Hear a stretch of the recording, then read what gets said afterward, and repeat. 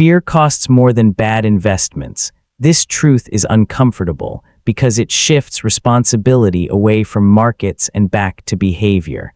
Most people believe losses come from choosing the wrong investment, the wrong stock, the wrong timing, the wrong decision, but history shows something else. The biggest financial damage rarely comes from bad ideas. It comes from emotional reactions. Fear turns temporary uncertainty into permanent loss. Markets move in cycles, always have, always will, but fear convinces people that this time is different. It whispers urgency. It exaggerates danger. It pushes action when patience is required.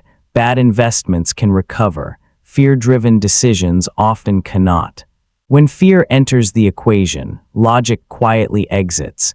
People sell not because the math changed, but because discomfort increased. They abandon long-term plans for short-term relief, and relief feels good until the cost becomes clear. Fear doesn't just cause selling at the wrong time, it also prevents buying at the right time. Opportunities rarely feel comfortable. They appear during uncertainty, not confidence. Fear convinces people to wait for clarity. But clarity usually arrives after prices have already moved.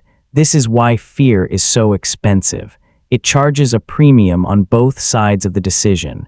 It locks in losses and blocks future gains. Bad investments teach lessons. Fear teaches avoidance, and avoidance quietly compounds regret. This is why two people can experience the same market conditions and end with opposite results. One stays disciplined, the other reacts emotionally. The difference is not intelligence, it's emotional control. Fear narrows perspective. It makes short-term pain feel more important than long-term progress. It turns volatility into danger instead of cost, but volatility is not risk. Behavior is. Risk is the chance of permanent loss. Volatility is the price of participation. Fear confuses the two, and confusion leads to decisions that feel safe in the moment but are costly over time. Wealthy investors understand this. They don't eliminate fear. They design systems that prevent fear from controlling decisions. They rely on rules, not feelings. They understand that the market rewards patience more consistently than prediction. Fear thrives in the absence of structure. Without a plan, every movement feels threatening. With a plan, movement becomes expected. This is why discipline is more valuable than insight. Insight helps you choose. Discipline helps you stay.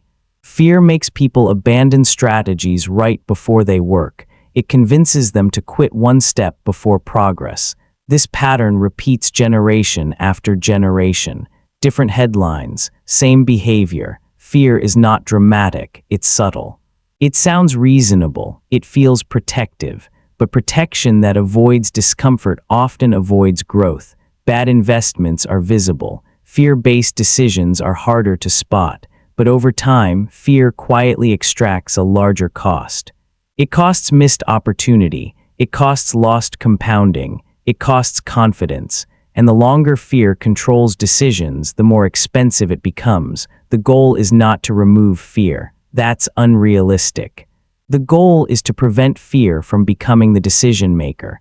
That's what separates investors who survive from those who struggle. Fear costs more than bad investments. This is today's financial truth. Follow for one financial truth per day.